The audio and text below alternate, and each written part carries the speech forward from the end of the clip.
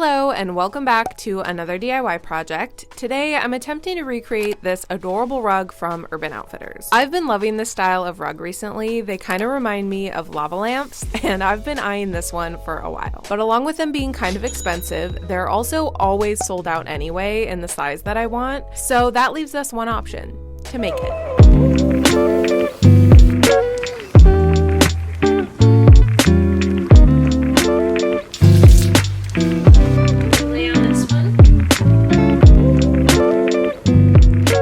My goal is to keep the cost of this project under or around $100, and I'll be sure to link everything I'm using in the description. First task is creating a stencil for the rug shape. So I started by setting up my projector, I taped some paper onto the wall and traced it. I probably could have just eyeballed this, but let's be honest, tracing is just so much easier and much faster. Plus this way I get all the proportions just right.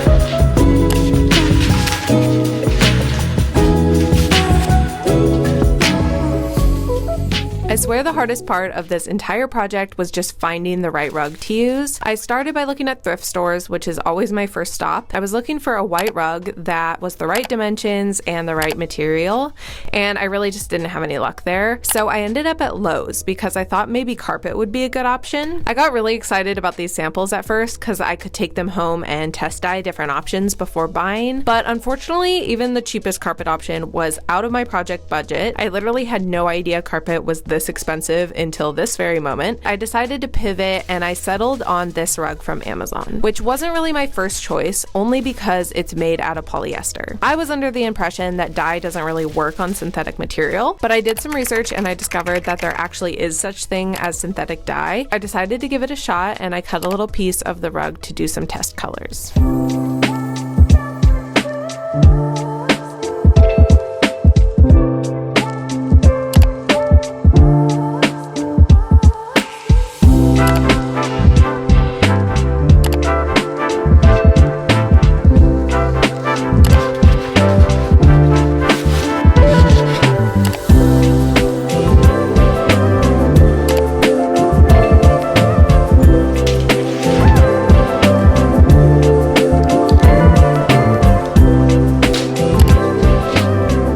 I tried using a box cutter first because I didn't want the rug to have too much yarn fall out, but to be honest, I was seriously struggling, so I just resorted to scissors, and I started by making small incisions with the box cutter and then just using scissors for the rest. I did have to go get new scissors for this because my last ones obviously were not cutting it. There did end up being a little bit of yarn fallout, but on the positive side, I had planned on finishing the edges and gluing them to prevent any additional shedding, but it didn't really seem to need it. The rubber backing was holding it together really well, so I skipped that and moved on to the dyeing process.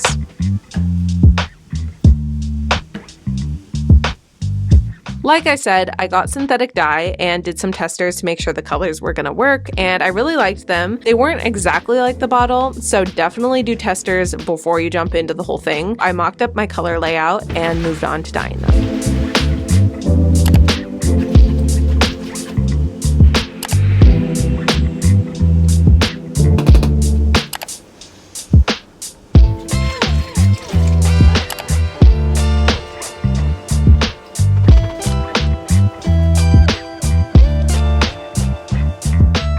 Now, on the bottle, it does recommend that you keep the water heated at like a high temperature on the stove, but with the amount that I was dyeing, I really couldn't do that, so I just did this in a plastic bin instead. I stirred it and let it sit for around 30 minutes before rinsing them out, and then washed them until the water ran completely clear. I did this process for all of the colors and then threw them in the dryer.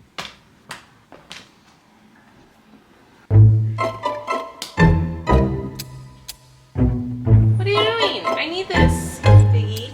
You're in the way. Can you lay on this one? Nope.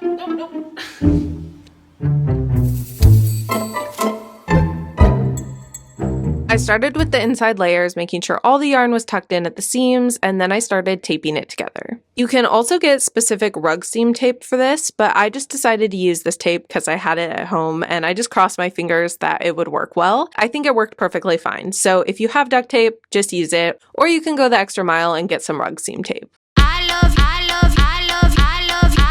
you like la la la la la la la la. I love you like la la la la la la la la. I love you like la la la la la la la la. I love you like la la la la la la la.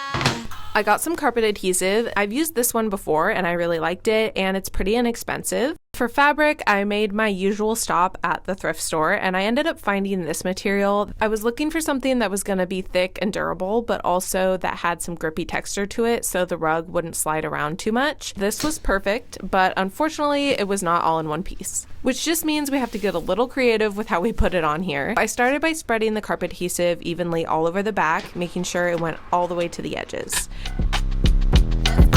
I love you like la la la la la la la la. I love you like la la la la la la la. I love you like la la la la la la la la. I love you like la la la la la la la la. Piggy, no, get off. I laid the fabric down, kind of puzzling them together, pressed out any wrinkles, and then I let them dry completely overnight.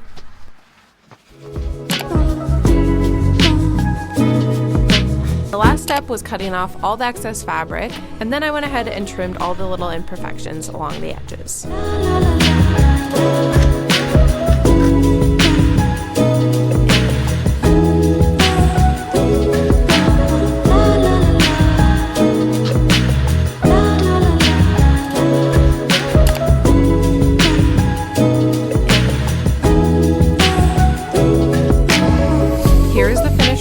I absolutely love how it turned out, and I think it'll hold up pretty well over time because it feels pretty durable and none of the pieces are lifting. As always, thank you so much for watching. I really can't believe we just hit 1 million subscribers here. Thank you so much for all of your support, and if you're new here, please like and subscribe for more DIY, and I will see you next time. Bye!